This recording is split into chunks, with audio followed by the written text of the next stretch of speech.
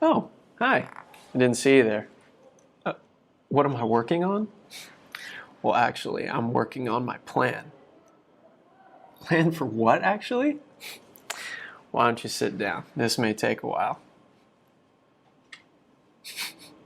So, sit back, relax, and let me tell you. For this specific project, I wanted to discuss the influence I have as a music educator and the role that I have in students' lives and their development as an individual. I also wanted to have some discussion about ideologies and ideas to think about moving forward.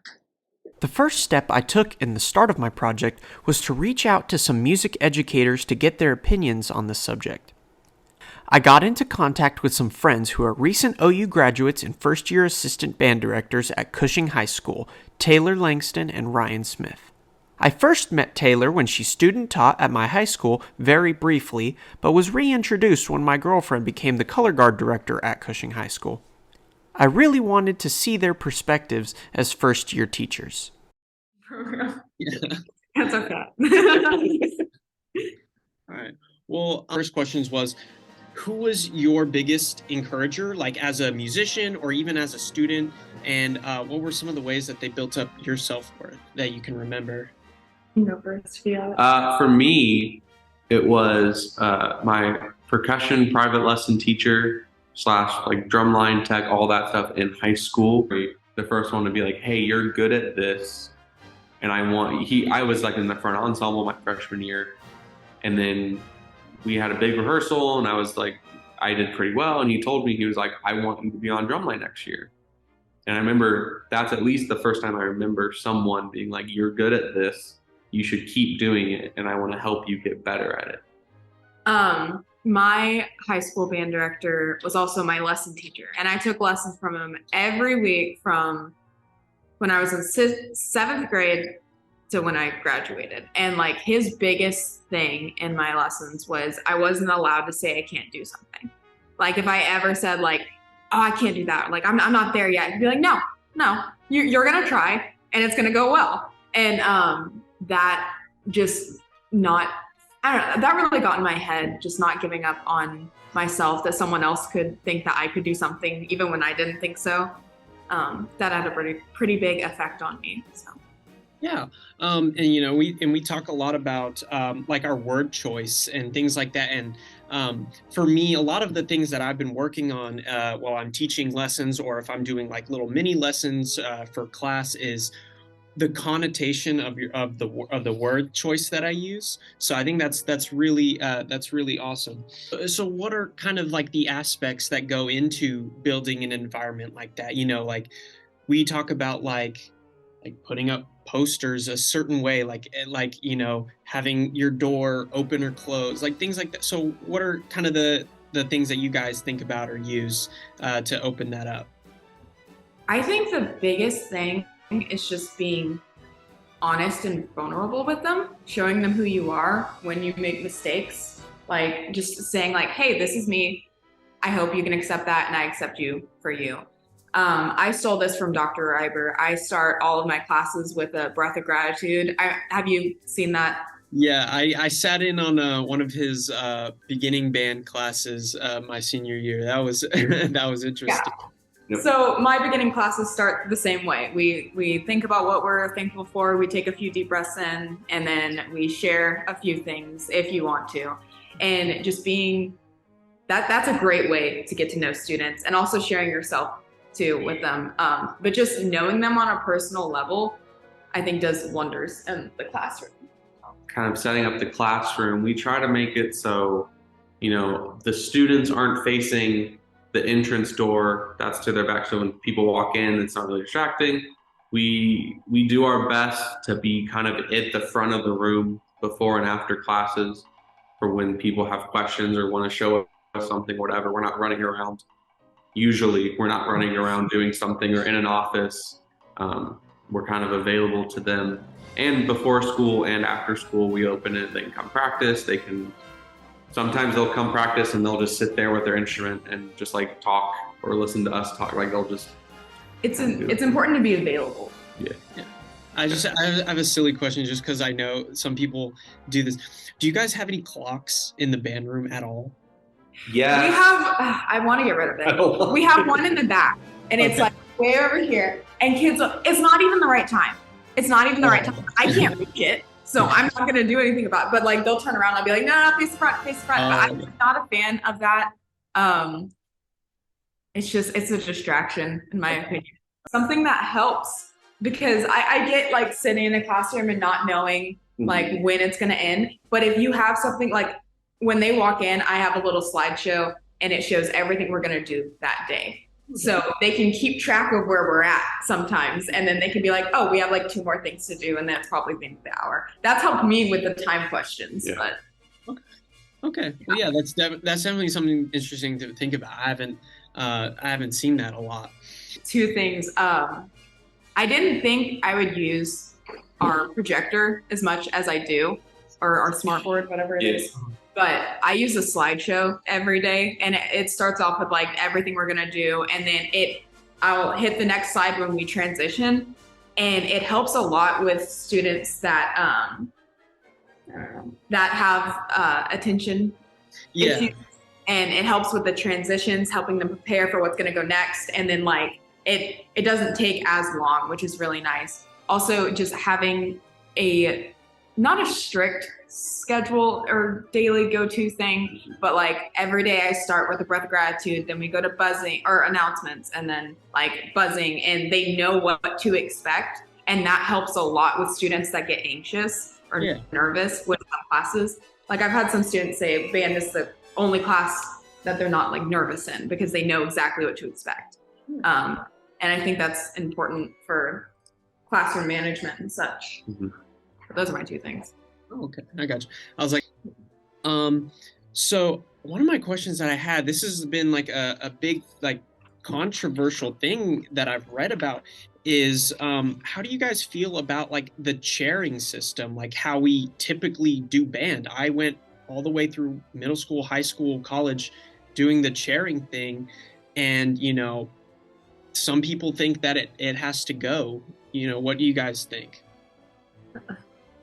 That's a good question. So I think the chair test can be very useful if it is approached the correct way. Healthy competition is great, but any negative talk that comes from it is not. That's kind of where I stand with that. I think it's important that the students get to play more than one part though. So even though they might be first chair, maybe they play second part on one piece and third part on the other, just so they can still have everybody gets an experience. Yeah, I agree with her. It's good. The competition is good. It lets kids kind of go at it. From what we've heard from our coworkers, there are the kids that some kids get last chair and they're like, oh, I need to work harder. Some kids get last chair and they're like, okay, I'm the last chair. That's who I am, and forever. And then they kind of stop trying. But I think it's beneficial. We both use ways, especially with beginners. And I think we both stole this from our student teaching sites of instead of doing chair tests, just having like a thing. Like I have a rubber ducky. I have a cat that's like you can squeeze it and it glows. But we'll do like instead of your first chair, blah blah blah, last chair, you'll say, okay, the highest score was this person, so this rubber ducky can sit on your xylophone for the rest of the week, or you get to hold the cat or something like that. Stands on the stand. So that way, it's more about you don't really reveal who was the kids won't really know. Was I second? Was I last? It's just recognizing the top. It also depends on the goals of your band. Like if you want them to do a bunch of honor bands and stuff, it might be good for them to experience chair tests just to see where they're at and how that audition process might go. But if that's not important to your band, which either way is fine, that can affect chair tests and things like that too. So would you say that would be something that you would kind of start implementing maybe like at a high school level? It depends on where your middle schoolers are at. So we start 5th grade, which is very young. Our 6th grade band had their first chair test like a few weeks ago, and then our 7th and 8th grade band They haven't. don't have one, but we're planning on doing one for next semester. Okay. So, and our high school currently doesn't have one, but I kind of wish we did, honestly. Yeah, definitely at the high school. If not, you judge where your middle schoolers are. Beginners, I don't think it's necessary. Once you're getting into second, third year players, Yeah. definitely, I would say definitely at the high school would be the goal. Yeah. To kind of round out. But like she said, first chair trumpet isn't going to get all trumpet one, shouldn't get all trumpet one parts. Yeah. Then the last chair isn't going to improve, isn't going to get any benefits from that. Yeah. Yeah, that's awesome. I heard someone say, "Oh, who is it? Dr. Reiber." He said his favorite thing to play was second trumpet. I remember. Yeah, he does say that. I remember that. Yeah, so I think that's interesting. Yeah, just kind of getting different perspectives, because it really is different, like playing first or second in a part in the way it's written and things like And that. if you have all of your top players on the first part, you're not going to hear a lot of the third or fourth. Yeah. You Yeah. Important to have high expectations for students, but it's also important how you address the students when they don't meet your expectations, and not like tear down their confidence or anything like that. But yeah. Okay. And so I know you mentioned like other teachers. How do you go about interacting with other teachers, your administration, the community, and having them be a part of your mission and how you build up kids as a development, as a musician, as a student, like as a person, like all of those things? I will say, get to know the counselors. So I think I'm pretty much about wrapped up on a lot of my questions. This has been really awesome. I really appreciate your guys' perspective, because I know you guys are first year teachers and you guys are kind of just getting used to everything and like in the real world. But little did they know, I had a little surprise for them. I'm really excited to come see you guys' parade tomorrow. Yeah. Prepare yourself. No, I'm excited. The next day, my friend Greg and I drove up to Stillwater to record this video and talk a little bit about the concepts I went over and get a little bit of a different perspective from him. Greg was a saxophone player at my high school and one of my close friends for quite some time. Currently, he's training to box and going to school part-time to study computer science. Way different from music ed, but continues to exert traits common in band culture.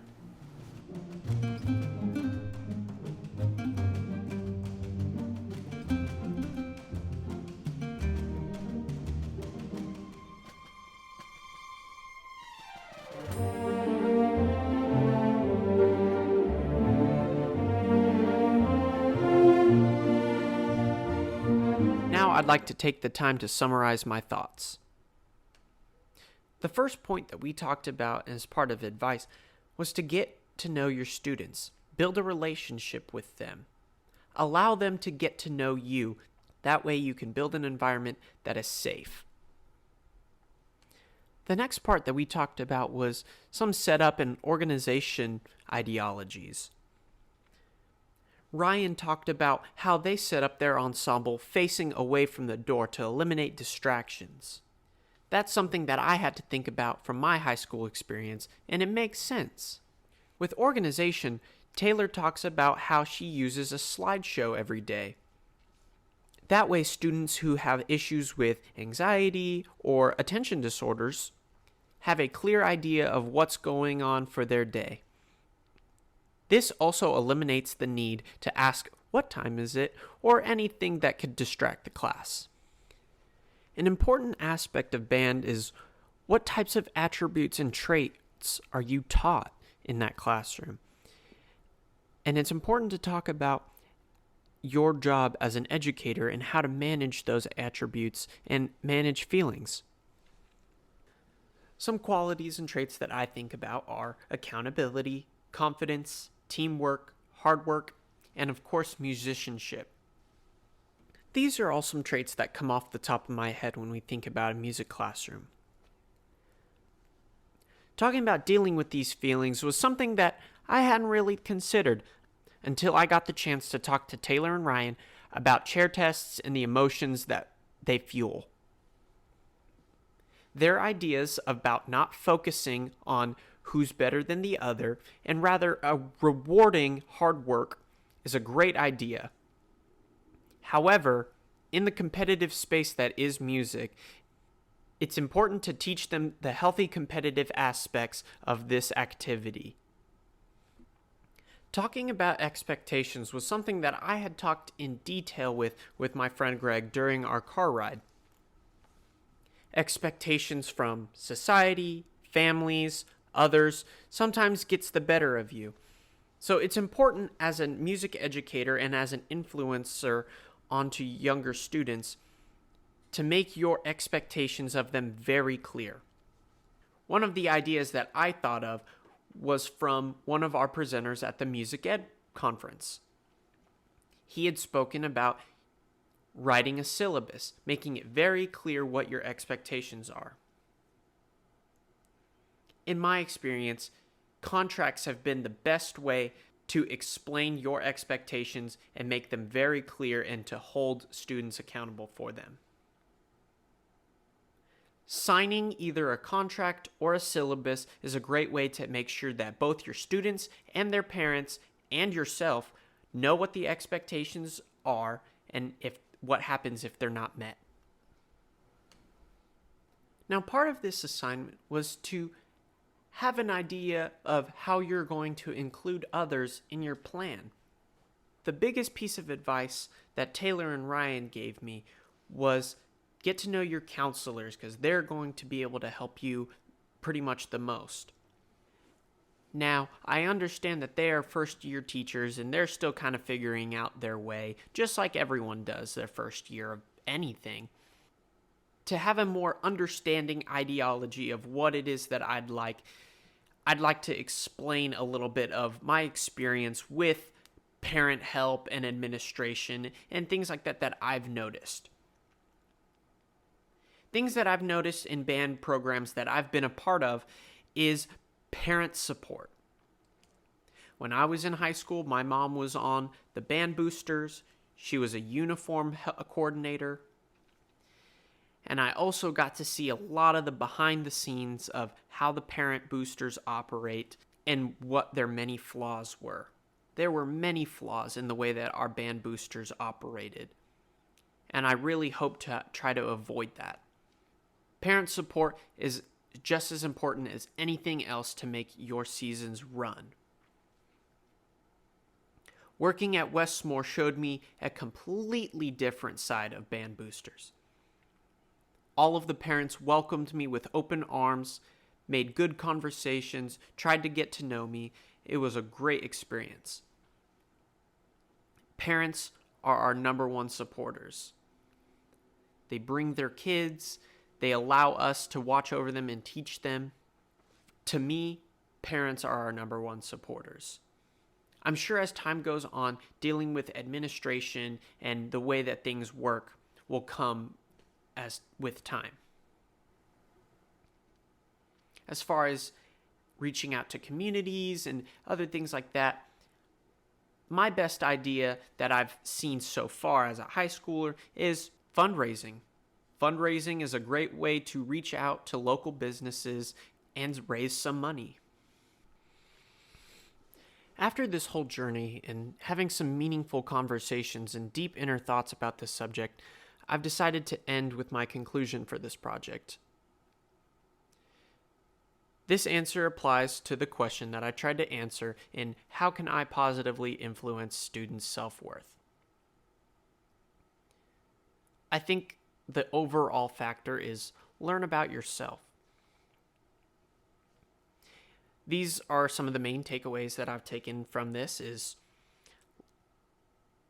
use your resources. They're there to help you. That could be counselors, parents, administration, community. Don't be afraid to ask for help. Ask people around you. There's a lot of people who know more than you because they've been doing it for a long time. That's why we make friends. That's why we make connections, and we ask others for help. Don't be afraid. And the other idea was learn to be vulnerable. Be yourself. let others get to know you. And that way you can build more meaningful relationships and have a better impact on the people that you meet. And a lot of the other ideas that I discussed in this project were just about like managing the class or like band specific ideologies. But I think that there are some qualities and traits that are built in our specific classrooms. And the ones that I talked about were accountability, confidence, teamwork, hard work, and of course, musicianship. And I hope that through my summary of my thoughts, I was able to answer all of the questions that go into this plan. This project has been very eye-opening to just how much influence you can have on an individual and the effort it requires to be a good one. At the start of my senior year of high school, I gave myself a word to base it on, and it was legacy. And now I gave a whole big speech at the end of band banquet and, made everyone cry. But it really is true. No matter if you're in high school, in college, an adult, a senior citizen, no matter what age you are, I think it's important to think about how you want to leave your legacy on somebody. I talked about this with a friend in the car, and we talked about how unfortunate it is that sometimes there are people that you'll never be able to change your legacy on. That's something I think about all the time. So now I make the best effort to leave my legacy on anybody as a good one. That way, if I never see them ever again, they will always remember something good.